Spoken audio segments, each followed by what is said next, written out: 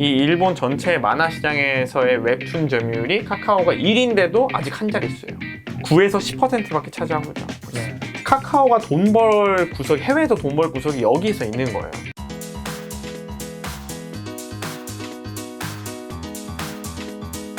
자, 그럼 네이버 카카오가 최근에 가장 관심 가진 테마가 웹툰, 웹소설이라고 하는데 왜 그런 거죠? 이게 이제 IP 얘기입니다. 아까 네. 제가 했던, 오늘 이제 여러 번 얘기해 드리겠지만 이게 막 섞여 있을 수 있는데 네. 그 이유가 얘네 기업이 이것저것 다 하기 때문에 이제 원래 김 작가님께서 잘 끊어주실 거니까. 근데 이제 웹툰 웹소설을 보면 지금 전 세계가 이 IP 대전을 펼치고 있습니다. 전 세계 IP 대전. 지적재산권을 얼마나 많이 가지고 있느냐, 그 스토리를 얼마나 많이 가지고 있느냐에 따라서 이 회사의 가치가 달라질 건데 여기 선두주자가 네이버랑 카카오예요.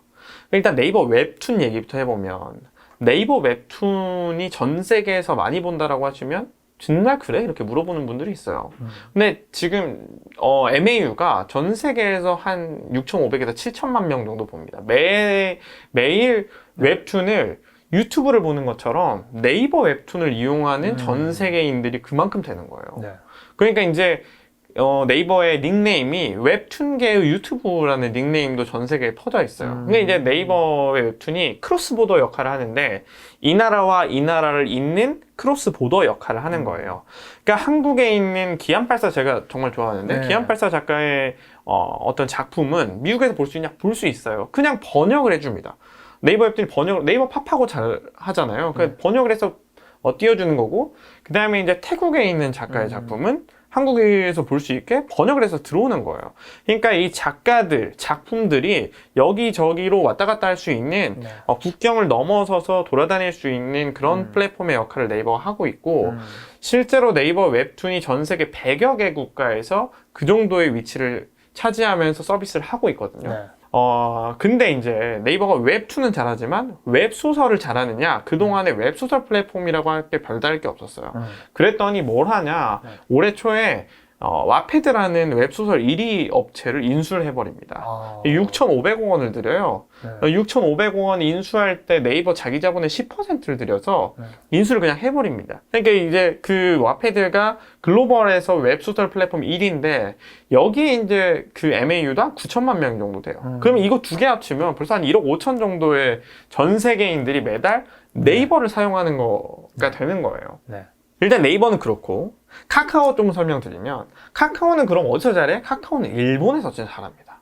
카카오가 일본에 잘하는 게 뭐가 중요하지? 카카오는 잘 생각해 보셔야 되는 게, 카카오의 웹툰 시장이 전 세계 탑 시장인데 미국 시장, 북미 시장보다 3-4배 시장이에요. 일본의 시장이 정말 그런 정도로 크는데 거기서 1위를 차지하고 있는 게 카카오의 웹툰 플랫폼이 피코마거든요. 알죠. 근데 이제 더 놀라운 거는 이 시장의 점유율이, 이 일본 전체 만화 시장에서의 웹툰 점유율이 카카오가 1인데도 아직 한 자릿수예요.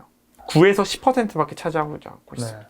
그러니까 앞으로도 성장 가능성이 어마무시한 건데 카카오가 돈 벌 구석이, 해외에서 돈 벌 구석이 여기서 있는 거예요.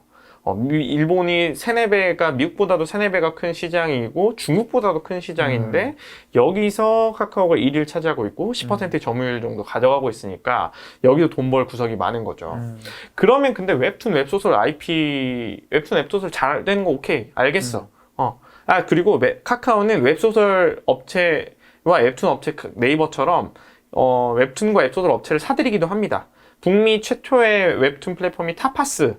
그거 이제 막 5천억 정도 주고 사고. 그 다음에 이제 레디시, 웹소설, 모바일 웹소설 플랫폼 레디시. 여기도 카카오도 사고. 근데 웹툰 웹소설을 막 이렇게 많이 모았는데 그 스토리를 모으는 게 왜 중요하냐면 그 다음에 이 작품들을 통해서 영상을 만들 수가 있어요.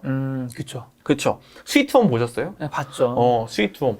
웹툰이 영화 됐잖아요. 그렇죠. 네이버 웹툰이었어요, 스위트홈. 스위트홈이 네이버 웹툰을 영화로 만든 건데, 이게 이제 전 세계 뭐 30-40개 국가에서 뭐 거의 10위 안에 넷플릭스 플랫폼 타고 나갔는데, 넷플릭스 콘텐츠고. 근데 이제 전 세계 한 20-30개 국가에서 뭐 이미 1위부터 10위 안에 계속 상위권을 차지했고, 그 다음에 이게 여기서 돈을 벌어들인 것도 어마무시하죠. 근데 사람들이 어떤 생각을 하냐면, 스위트홈이 너무 재밌어요. 스위트홈이 너무 재밌으면 무슨 생각하세요? 원전 보고 싶잖아요. 그렇죠. 그럼 네이버 웹툰 볼 수밖에 없거든요. 네이버 웹툰 보고 네이버 웹툰이 너무 재밌어요. 그러면 딴 것도 볼 수 있잖아요. 그러니까 네이버 웹툰에서 스위트홈은 이미 금요 웹툰의 1위, 2위, 뭐, 한 특정 날의 웹툰 순위를 최상위권을 차지하고 있는 걸러진 콘텐츠인데, 이 흥행이 보장된 걸러진 콘텐츠로 영상을 만드니까, 이게 흥행을 안 할 수가 없는 거예요. 그렇죠. 근데 이 영상을 하나를 이 영상이 재밌으면 다시 웹툰으로 가고, 웹툰 옆에 있는 다른 웹툰도 보게 되고. 근데 요즘에 이 웹툰 앞에 한 단계가 더 생겼습니다. 웹소설.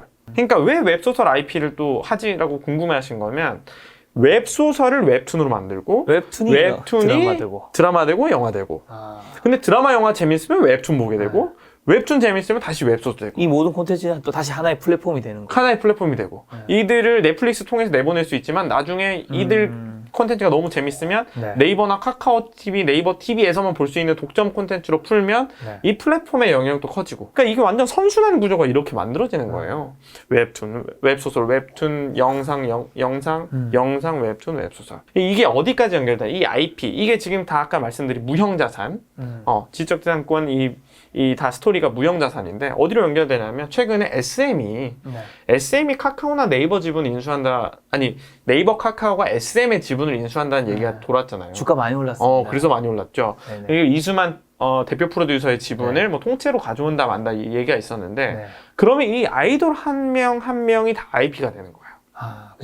그쵸. 아이돌 중에 엑소, 뭐, 에스파든, 뭐, NCT들이 뭐 이런 SM이 보유한, 동방신기, 뭐 이런 SM이 보유한 핫한 이 IP들, 한 명의 아이돌들이 IP가 돼서 이 IP를 우리가 최대한 많이 가지고 있으면 이 IP 통해서 만들어낸 게임, 그 다음에 상품, 뭐, 굿즈, 이런 것들로 다 확장할 수가 있는 거죠. 그러니까 이제 네이버 카카오는 웹툰 웹소설도 하지만 얘네가 엔터에 뛰어든 이유도 이 웹툰 웹소설을 최대한 웹툰 웹소설을 가지고 있는 것처럼 IP를 최대한 만들고 보유하기 위함이고 카카오는 여기서 하나 더 나가는 게 카카오는 지금 카카오 M이랑 카카오 페이지 카카오 M은 뭐 음악이나 뭐 영화 영상 사업했던 곳이고 카카오 페이지는 웹툰 웹소설 사업했던데 여기를 합쳐가지고 올해 초에 카카오 엔터테인먼트라는 회사로 합병을 했어요. 근데 이제 카카오 M에 있을 때 뭘 하냐면 얘네가 이병헌 뭐 아니면 현빈 뭐 공유 이런 회사들을 통째로 인수합니다. 이런 연예기획사들을 통째로 인수를 해요. 그래서 카카오 M 밑으로 그런 배우들을 보유한 회사들을 줄줄이 다 100% 자회사로 만들어버립니다. 그럼 뭘 할 수 있느냐? 이 연기력이 보장된 배우들을 이 IP를 가지고 얘네를 태워가지고 영화를 만들면 되는 거예요. 그럼 드라마를 만들고 얘는 이미 시장성이 이 배우들은 시장성이 갖춰진 배우들이잖아요. 이병헌 배우만 해도 헐리우드까지 진출했고 우리가 알만한 공유, 현빈 이런 분들은 아시아에서 뭐 난리 나는 사람들이니까 이걸로 또 해서 이 콘텐츠가 계속해서 팔리면 해외 판권으로 팔 수 있는 거고 이 콘텐츠 자체에 광고 엄청 붙일 수 있는 거고 여기서 누리는 부가가치가 엄청나게 많은 거죠. 근데 이들이 그냥 뭐 얼굴 마담이냐? 아니에요. 유상증자 했을 때 돈도 엄청나게 넣었습니다. 이병헌 씨 같은 경우에도 돈을 많이 넣었고 이민호 씨 같은 경우에는 돈을 넣었고 그래서 이제 카카오 사람이 된 거예요.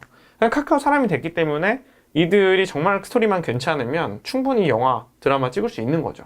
웹툰, 웹소설, 그 다음에 이제 엔터까지 진출한 이유는 이 IP라는 무형자산을 어떻게 활용하느냐에 따라서 이 해외에서의 벌어들일 수 있는 돈의 이 차이가, 크기가 완벽하게 달라질 수 있으니 다들 이렇게 IP 사업에 뛰어드는 거고 그렇게 이해를 하시면 됩니다. 이 웹툰 웹소설이 제가 네이버 웹툰 보는 뭐 몇 장 좀 보고 이런 가벼운 그런 게 아니네. 이게 굉장히 큰 시장이네요. 엄청 큰 시장이에요. 근데도 지난번에 제가 뭐 교수님들 앞에서 뭐 강연도 하고 그랬는데 교수님들이랑도 이런 얘기를 나누고 다른 분들 얘기 나눴는데 해외에서 그래도 콘텐츠로 돈을 벌 수 있어. 콘텐츠가 많이 팔리는 게 뭐 물건 파는 것보다 더 큰 돈을 버는 게 맞아?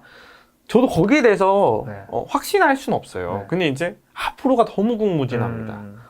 그냥 이게 지금 여러 개 다 연결되잖아요. 그렇죠. 근데 지금 보시면 카카오 아마존도 MGM이라는 뭐 벤허 막 이런 바람과 함께 사라지다 이런 거 만든 헐리우드의 대표 제작사들을 인수하고 그게 다 이제 걔네가 가진 IP를 인수하고 가지고 있으려고 하는 거고 전 세계가 지금 IP 붐이 불고 있는데 이거는 정말 놀라운 얘기지만 리디북스 같은 경우 국내에 있는 그 전자책 회사 리디북스가 돈을 전자책으로 벌지가 않습니다. 웹툰 웹소설로 벌어요.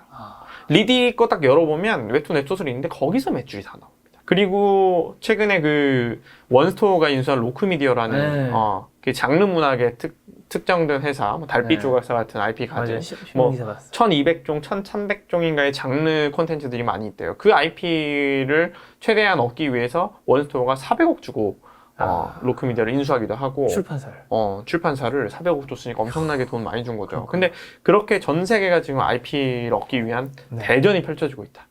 우리가 이 IP를 우리가 집에서 네이버 웹툰을 볼 때 그 가벼운 마음을 보는 것처럼 그렇죠. 가볍게 여기지 말자. 굉장히 큰 시장이다. 쿠키 하나 구울 때 내가 정말 뭐 큰 영향 미친다 이렇게 생각하시면 우리가 보는 웹툰 한 개는 뭐 200원이면 볼 수 있지만 근데 전 세계로 너무 큰 시장이라는 거. 그렇죠. 자, 그리고 네이버 카카오 가장 많이 부딪히고 있는 분야 지금 보니까 한 5개 정도 있다면서요. 그렇죠. 네이버가 카카오랑 싸우고 카카오가 네이버랑 싸우는 게 지금 이제 쇼핑과 금융 얘기를 먼저 좀 해봐야 돼요. 쇼핑, 금융, 5개는 클라우드도 뭐 붙이고, 뭐 콘텐츠, 민간인증. 그 민간인증은 사실은 이제 인공지능 밑에 뭐 네이버가 쇼핑 금융이랑 다 연결되는 것이라서 어떤 딱 뭔가 그러니까 다 모든 영역에서 다 부딪히고 있다고 보시면 돼요. 근데 주로 이제 설명드리려고 하는 거는 쇼핑이냐 금융이냐 이 얘기인데 네이버는 쇼핑의 1위고. 카카오는 금융에서 1위기 때문에 저희가 그냥 쇼핑과 금융을 보는 게 너무 직관적인 얘기입니다. 그러면 이제 쇼핑 얘기를 좀 해봐야 될 것 같아요. 쇼핑 얘기를 하면 쇼핑은 지금 정말 드라마틱한 일들이 벌어지고 있는 올해 정말 이 국내 쇼핑 시장을 어떻게 관조하느냐에 따라서 앞으로 미래의 판이 달라질 겁니다. 저는 약간 감히 그렇게 얘기하고 싶은데 지금 합종연행이 엄청나게 일어나고 있잖아요. 네이버가 지금 이게 작년 쇼핑의 큰 틀을 보면 작년 거래액 기준으로 1위가 네이버입니다. 17%, 점유율 17%. 2위가 쿠팡 13%. 그다음에 3위가 이베이 코리아 12%. 그리고 이제 카카오는 한 9%에서 10%였고 그다음에 이제 최근에 그 3위를 차지하고 있던 이베이 코리아를 신세계, 그러니까 이마트가 주도해서 신세계 그룹이 가져가죠. 지금 아직 최종 결정은 안 났어요. 근데 이제 거의 인수 직전인데 인수를 하면은 단숨에 쿠팡을 제치고 2위 사업자가 됩니다. 쇼핑의 2위 사업자. 왜냐면 쓱닷컴이 한 3% 정도 되거든요. 3, 4%. 그러면 이제 3, 4%에다가 이베이 12 하면은 17, 15, 13이 되는 거죠. 그러니까 쿠팡이 13이고 이베이를 인수한 신세계가 한 14에서 15. 그다음에 네이버가 17. 그러면 작년 기준이니까. 근데 이제 이 판이 왜 재밌냐면 여기에다가 올해 또 들어오는 게 아마존이 국내에 들어와요. 아마존은 SK텔레콤 손을 잡고 들어옵니다. 아마존이 SK텔레콤 손 잡고 들어오면 SK텔레콤의 11번가가 있으니까. 그렇죠. 11번가의 쇼핑 역량이 지금까지 뭐 11번가도 다양한 시도를 하고 있는데 11번가 쓰시는 분들 많아요. 왜냐하면 국내에서 SK텔레콤이 1위 통신사니까 할인 폭도 뭐 이것저것 뭐 회원 할인 폭도 크고 SK페이도 간편결제에서 SK페이라는 것도 있습니다. 모르셨죠? 네이버페이, 카카오페이만 쓰시는 분은 SK페이도 있는데 만약 그 아마존이 들어와서 SK페이 이용하는 사람들을 아마존 직구 해외 뭐 물류 비용 확 줄여준다. 이런 거 하면 갑자기 많이 쓸 수 있죠. 직구 시장을 이전과는 다르게 아마존 손잡고 SK가 새로운 판을 만들 수도 있는 거고. 그다음에 이제 이 물류 시장. 그러니까 쇼핑의 큰 테마가 이제 제 주변에 딱 2가지인데, 두 부류인데, 한 부류는 그러니까 이 판이 이제 깔려 있는 거고, 이 판, 네이버, 그 다음에 신세계 그룹. 근데 네이버랑 신세계 그룹은 서로 합종연행을 할 수 있게 지금 뭐 올해 초에 모를 맺고 막 이렇게 했으니까, 네이버, 그 다음에 신세계파, 그 다음에 이제 아마존파가 있는 거고요. 그 다음에 이제 카카오가 틈새 시장을 먹고 있고, 이 4가지가 이제 합종연행을 이제 펼칠 건데, 네이버 제 주변에는 딱 두 부류예요. 네이버처럼 야 쇼핑은 최저까지 딱 들어가서 이게 남자들이 보통 그렇죠. 싼 거, 가성비 좋은 거, 리뷰 좋은 거 이런 거 탁탁 눌러보잖아요. 가볍다. 가볍게 판단할 수 있는 거. 그리고 이제 네이버는 네이버 유료 멤버십 통해 가지고 결제한 다음에 유료 멤버십 한 달에 4,900원만 내는 사람들에게는 거의 10% 내외까지 포인트로 현금처럼 쓸 수 있게 돌려줘요. 쇼핑에서 결제 한 번만 누르면. 그럼 이제 그러니까 그런 것들 혜택 누리는 게 이제 네이버다. 근데 이제 또 한쪽은 야 로켓 배송 안 써봤냐? 야 쿠팡이 짱이다. 로켓 배송. 야 밤에 뭐 자정 전에만 쏘면은 아침에 와 있어. 아침에 와 있어. 그거 너무 놀라운 건데. 근데 이 두 부류가 맨날 싸웠는데 그러니까 네이버가 이제 CJ 대한통운이랑 작년에 CJ랑 지분 인수를 한 다음에 작년 10월에 CJ랑 지분 교환을 하고 CJ 대한통운의 지분을 가져왔어요. 그러면서 올해부터 이제 이길 배송, 그러니까 다음날 배송을 하겠다고 선언했어요. 이게 이제 지난달에 선언한 거거든요. 그러면 앞으로 어떻게 판이 짜지는지. 그럼 쿠팡은 계속해서 그 미국에서 상장한 다음에 5조 원을 가지고 와서 이 쿠팡이 국내에다 물류센터 딱 깔아서 전국에 로켓 배송 가능하게 하겠다. 이 선언한 상태고 네이버는 네이버대로 배송이 빠르지는 않았지만 보통 정도의 수준이라 배송 역량 키워가겠다고 해서 CJ 대한통운 지분도 가져오고 그다음에 신세계랑 올해 또 지분 교환하고 신세계랑 지분 교환하면 신세계가 전국에 있는 이마트 할인점 포함해서 뭐 이게 120여 개 뭐 이런 할인점들을 물류센터로 만들어서 줄 수 있는데 그렇게 하니까 올해도 이제 또 배송 역량 확대한다고 하고 그래서 할 수 있는 게 한 14만 건 정도를 또 배송을 확 늘릴 수 있다고 해요. 그러니까 이 배송 역량을 확대하는 거는 네이버 입장에서는 쇼핑 1위를 공고히 하기 위함이고 그러면 CJ랑도 손잡고 신세계랑도 손잡을 수 있는 거죠. 그래서 지금 배송을 확 키워는 절대적인 1위로 가겠다. 그리고 이제 쿠팡은 야 물류센터만 깔기만 해보면 이제 국내 사업자 중에 우리가 공고하게 너네 빼올 수 있어. 왜냐면 이제 이 사업자들이 보통 이 얼마나 빨리 물건을 보내느냐에 따라서 뭐 다 달라지는 게 많으니까 그런 측면이 하나 있는 거고 그다음에 이제 신세계는 신선식품만 잘했던 건데 이제 우리가 이제 오프라인 부동산 이게 원래 이제 전통적인 유통은 부동산업이라는 평가를 받았잖아요. 목 좋은 곳에다가 매장 열고 매장 연 다음에 매장이 가치가 오르면 동시에 우리 회사의 자산 가치도 오르고 매출도 늘고 뭐 이런 형태였는데 그렇지 아까 말씀드렸던 것처럼 판도가 아예 광고부터 해서 이커머스 시장도 완벽하게 온라인, 그러니까 이커머스, 그러니까 유통 시장 자체가 온라인화가 되고 있으니까 이 시장을 놓치면 안 된다. 쓱닷컴 아무리 노력해봐야 4%밖에 안 되니 우리가 이제 그 점유율 일단 가지고 있는 오랫동안 이커머스 사업한 노하우를 가지고 있는 이베이 인수하자. 그래서 이제 신선식품 열심히 팔고 그 다음에 이제 여기랑 뭔가 시너지 낼 수 있게 만들어보자. 그런 식으로 해서 판이 또 짜고 있는 것이고요. 그러니까 이 판들을 어떻게 짜느냐에 따라서 앞으로 회사의 무형가치, 무형자산이 얼마나 커지느냐가 달라지는데 쇼핑이나 결제에서 얻을 수 있는 데이터가 정말 양질의 데이터예요. 그쵸. 인공지능 돌릴 수 있게. 지금 인공지능을 돌리려면 그 데이터를 많이 모은 다음에 딥러닝, 머신러닝을 하려면 저 양질의 데이터가 필요한데 지금의 그래서 데이터만 라벨링 해주는 회사들도 되게 많잖아요. 근데 이제 데이터가 불순물이 많이 껴있으면 이게 라벨링에 어려움을 겪는데 결제 데이터만큼 쇼핑 데이터만큼 이제 양질의 데이터가 없습니다. 그러니까 이 시장에서 밀려나는 순간 그냥 미래 플랫폼 기업을 포기하는 거랑 마찬가지인 거예요. 그래서 이들 기업이 계속해서 싸우고 있는 거고 그래서 이 쇼핑 시장을 좀 주목해서 봐야 되는 이유이기도 하고. 그럼 쇼핑 시장은 어떻게 보면 네이버와 쿠팡과 그 다음에 카카오와 이마트인 건가요? 그렇죠. 네이버, 그 다음에 이제 신세계, 근데 네이버 신세계, 그 다음에 이제 SK텔레콤, 그 다음에 카카오. 근데 카카오 얘기를 마지막으로 좀 더 드리면 카카오는 이제 틈새 시장 전략을 짜고 있는 거죠. 카카오도 아까 광고랑 콘텐츠 판매 우리가 잘하는데 물건 아직 판매하는 게 약하다. 그래서 이제 그러면 우리 뭘 할 수 있냐? 카카오톡 안으로 넣어서 카카오톡에서 물건을 팔아보자. 근데 그러니까 카카오 쇼핑 상품들을 보시면 그런 상품들 있잖아요. 선물하기. 그다음에 이제 많죠. 톡딜 이런 거는 기존에 우리가 쇼핑에서 볼 수 없는 것들을 카카오가 선도적으로 한 거예요. 선물하기 같은 게 보면은 잘 생각해 보시면 우리가 누구한테 물건을 선물할 때는 상품의 할인폭을 고민하지 않습니다. 맞아. 덜 고민하죠. 덜 고민하죠. 우리가 그냥 일반적으로 네이버에서 물건 살 때는 어떤 게 좀 저렴한데 성능이 좋은지 가성비를 따지는데 그렇죠. 누군가를 선물할 때는 내 최종 예산만 짜놓고 어떻게든 좀 더 괜찮은 걸 사줄 수 있을까? 이런 고민을 막 한다는 말이죠. 맞아. 그러면 이거의 객단가가 높아져요. 카카오에서 물건 파는 거는 객단가가 높을 수밖에 없는 게 이 물건 하나하나 비슷한 고가 제품들이 많이 팔리는 거죠. 다른 데에 비해서. 그러면 이제 카카오가 무슨 일들을 벌이냐면 거기 안에다가 프리미엄 상품들을 이렇게 막 쏟아 넣는 거죠. 네. 카카오의 프리미엄 상품 대표 상품이 애플입니다. 애플이 원래 자기네 물건들은 자기들만 팔 수 있도록 해놨는데 카카오에 들어가 있거든요.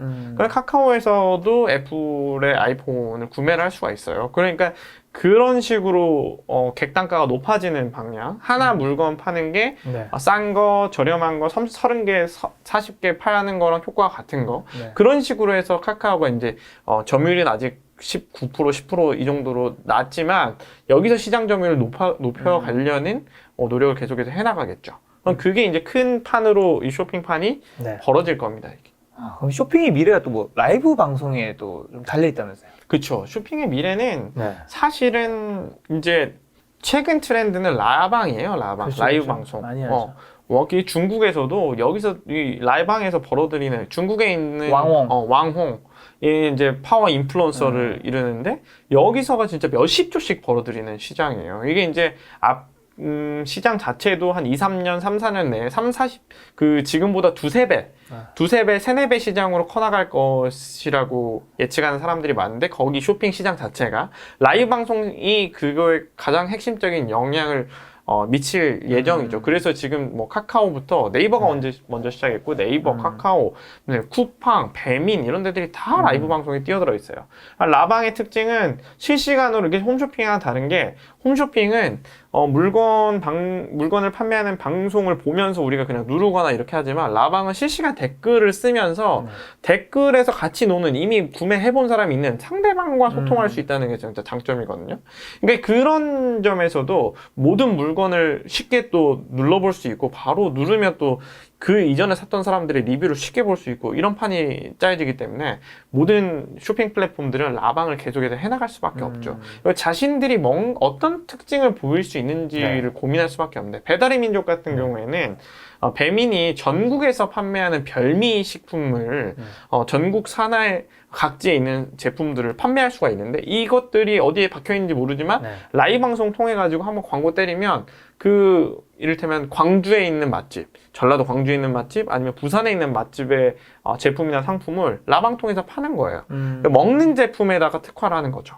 근데 일반적으로 라이브 방송도 이것저것 다 파는데, 그 이제 회사마다, 플랫폼마다 우리가 특별히 더 뭔가 포맷을 정해가지고 물건을 판매하고 있고, 네이버나 카카오는 라이브 방송에서 약간 차별점이 있는데, 네이버는 누구나 그냥 쉽게 라이브 방송을 할 수 있게 포맷을 만들어 놨다면, 카카오는 좀 홈쇼핑처럼 카카오 자체가 관리를 하면서 하루에 최대 뭐 5개, 6개 정도의 라방만 방영할 수 있게 하는 퀄리티 높은 수준의 라방. 그 다음에 이 관련된 뭐 연예인도 부르고, 뭐 운동상품 하면은 운동 관련 인플루언서 불러가지고 같이 콘텐츠 만들고 이러면서 좀 수준 높은 류의 라방.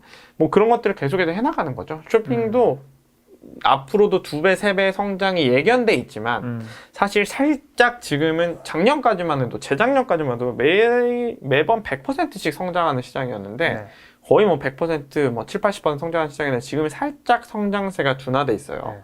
그러니까 이제, 국외 기업이랑 손잡고 여기서 새로운 모멘텀을 만들기 위해서 아마존 불러들이고 네이버 신세계 손잡고, 그다음에 쿠팡은 지금 뭐 한다고 하죠? 일본 진출한다고 하죠. 일본에서 쿠팡이 배달 사업한다고 하는데, 일본은 사실은 배달 같은 경우에도 배달에 익숙한 나라가 안 돼요. 물건을 직접 받아야 된다는 문화가 있어서, 배달 자체가 놔두고 뭐 우리가 나중에 찾는다, 뭐 경비실에 맡겨놓는다, 이런 개념이 없대요. 그냥 직접 받아야 된다는 문화여서 배달 문화가 만들어지기 쉽지 않다라는 얘기였는데, 쿠팡이 이제 본격적으로 일본에 진출했죠. 뭐 테스트베드라고 하는데, 실제로는 해외 진출한 거고, 그런 식으로 이제 이 국내 기업들이 국내에서도 싸우면서 모멘텀을 해외로 뻗어나가기 위해서, 국내에서 이미 한 거, 안 하는 거 뭐야? 라이브 방송. 그 다음에 야, 여기 성장 둔화돼 있어. 더 해야 되는 거 뭐야? 해외로 가자. 해외 일본, 뭐 어디, 뭐 이런 식으로 이제 펼쳐나가는 거죠. 자, 쇼핑 부분에서는 네이버와 카카오 중에서 일단 네이버가 조금 승인 것 같습니다. 자, 그러면 이제 두 번째 격전지, 금융으로 가야죠. 금융으로 가야죠. 금융 어떻게 됩니까? 금융은 정말로 놀라운 시장인데, 금융의 왕자가 누구냐. 이제 카카오뱅크가 지금 한 1,300만 명 정도 MAU를 가지고 있는데 1,300만 명 벌써. 벌써 아니고 꽤 됐습니다. 네. 근데 1,300만 명인데 그러면 기존 레거시들은 어떡하죠? 우리가 아는 금융은 국민은행, 우리은행, 신한은행, 하나은행 이런 4대 은행부터 해서 이런 걸 떠올리잖아요. 근데 그 다음이 국민은행인데 국민은행이 MAU가 한 900에서 1,000만? 1,000만 수준이고 한 1,000만 수준에 있는 데가 또 토스가 이제 거기 이제 금융의 왕자라고 하죠. 그 이제 뭐 지금 MAU 1등이 카카오예요? 카카오예요. 카카오뱅크가 MAU 1등입니다. 1등이구나. 1250만에 1300만.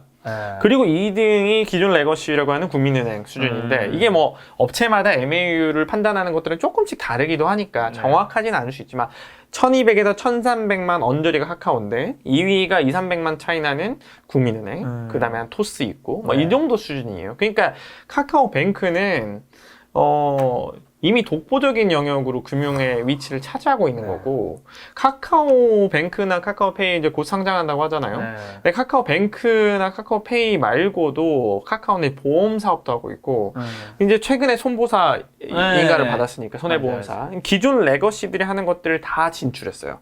그러니까 일단 카카오뱅크 시작할 때부터도 인터넷 전문은행이라는 개념이 우리나라에 잘 없을 때 이제 그때 이제 처음으로 이제 들어가고 거의 그렇죠. 뭐 이제 그때가 그 KT의 K뱅크 그 다음이 이제 카카오뱅크였는데 그때 이제 직접 사업을 하는 것에 대한 두려움이 많거든요. 왜냐하면 금융 같은 경우에는 정말 레거시 오브 레거시들이 그렇죠. 쥐고 있는 사업이고 근데 이제 토스 관련된 얘기도 조금 해보면 토스에서 이제 이승건 대표가 사업을 한다고 할 때 카카오뱅크처럼 인터넷 사업, 인터넷 금융의 뭐 스타트업으로 뛰어드니까 그때 이제 행장들이나 금융권에 계신 분들이 욕을 많이 했. 니들이 이 금융을 알아?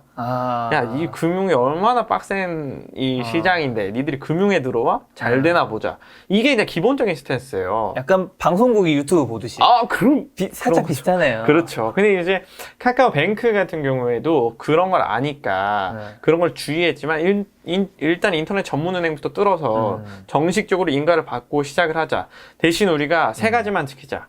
예쁘다, 편리하다, 싸다. 이 세 가지 지키자라는 테마로 이 시장에 들어왔어요. 예쁘다, 편리하다, 싸다. 일단 예쁘다는 카카오 캐릭터를 카카오뱅크에 넣은 거죠.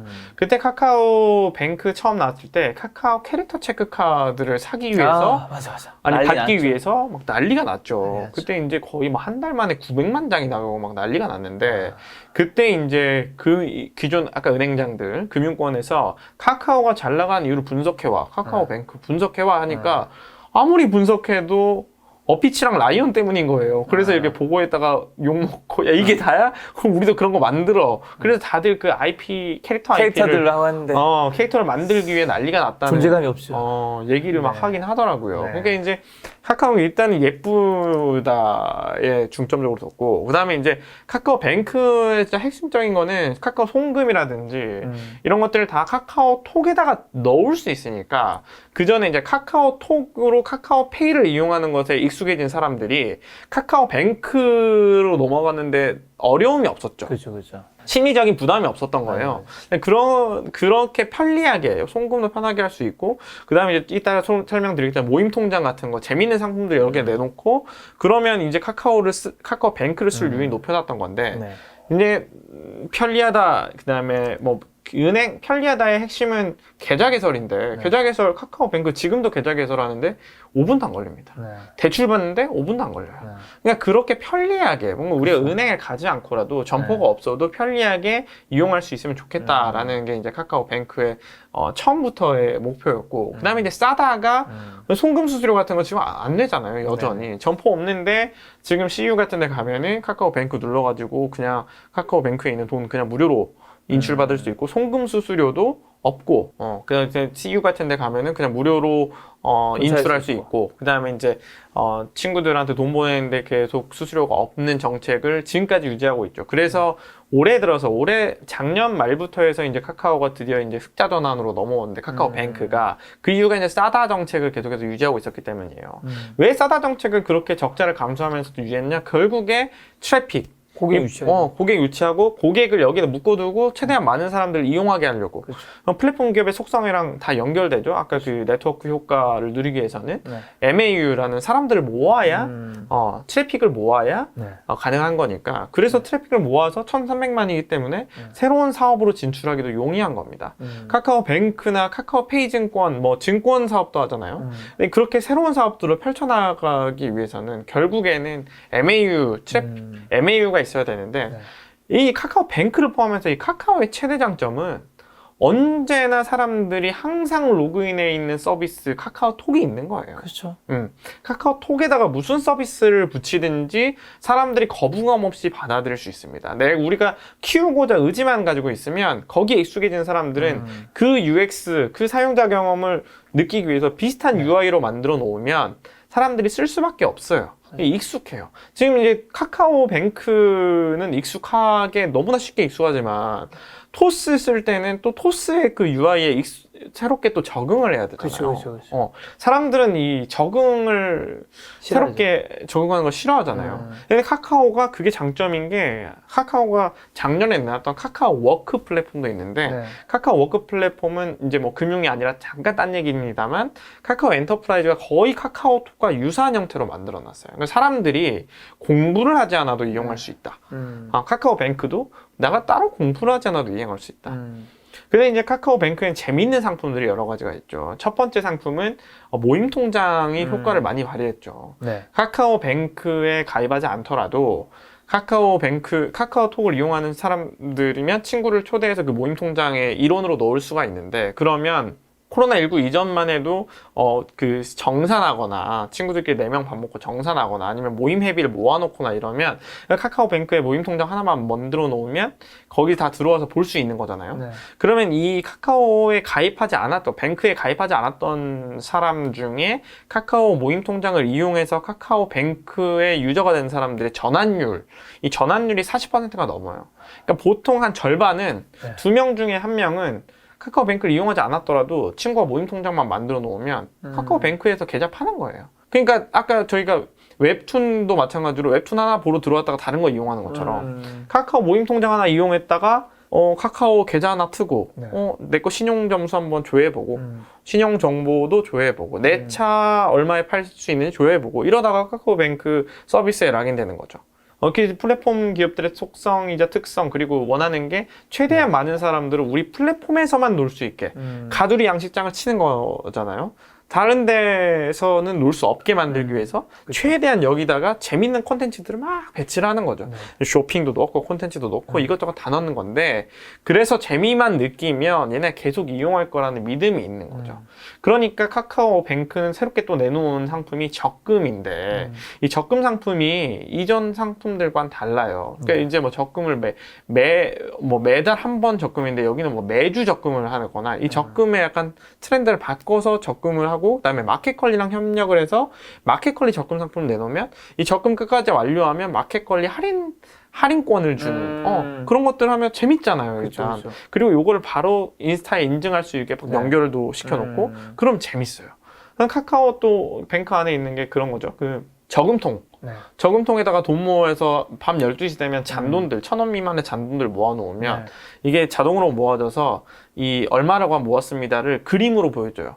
그래서 커피 한 잔 모았습니다. 아니면 PC방 1시간 모았습니다. 이러면 이게 재밌어요, 그냥.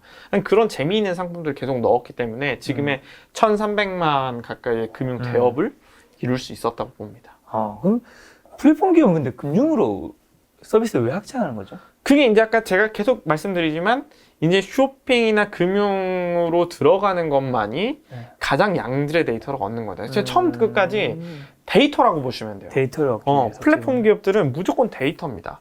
데이터이기 때문에 어떤 것도 감수하냐면 아까 제가 하나 말씀 안 드렸던 것 중에 네이버의 쇼핑 얘기 하나 더 여기서 하고 넘어가면 네이버는 뭘 하냐면 스마트 스토어, 네이버가 정말 놀라운 게 스마트 스토어 사업을 하는데 스마트 스토어라고 물건을 판매하는 사람들을 최대한 모아놓으려고 하잖아요. 그쵸. 그게 이제 네이버가 벌써 한 40만이 넘었어요.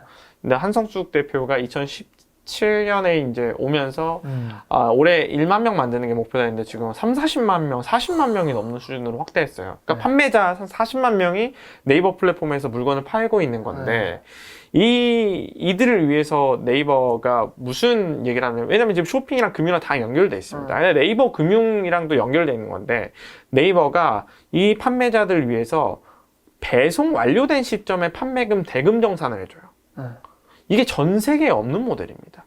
그러니까 내가 판매를 했어요. 저희가 물건을 샀다고 생각해 보세요. 물건을 구매를 하면, 물건을 구매해서 배송이 된 다음에 내가 구매 확정을 눌러야 이 돈이 정산이 되거나 말거나예요. 보통 이제 아마존 같은 경우에도 이 판매 대금이 정산되는 경우, 판매 대금이 어떻게 되냐면, 내가 물건에서 물건을 구매하면 그 플랫폼이 그 돈을 가지고 있다가 이 소비자가 문제가 없다, 내가 잘 받았습니다 하면은 그제서야 이 판매자에게 돈을 넣어주는 개념이잖아요. 근데 이 플랫폼 기업이 오래 가지고 있으면 가지고 있을수록 목돈을 가지고 있는 거기 때문에 이자 수익이 발생합니다. 그렇죠. 그래서 이자 수익을 최대한 많이 확보하기 위해서 플랫폼 기업들이 최대한 이 돈을 오랫동안 가지고 있으려고 해요. 근데 네이버가 뭘 했냐? 배송 완료되는 시점에, 배송이 완료되는, 그러니까 이제 물건을 쏴주는 그 시점에 판매 대금 정산해 준다는 거예요. 그럼 이 이자 수익 포기하겠다는 거거든요. 그럼에도 이 판매자들이 우리가 일찍 돈을 정산해줘서 물건을 판매하거나 새로운 신제품을 개발하는데 역량을 쓸 수 있다면 우린 충분히 돈을 바로 대금을 정산해 줄 수 있다.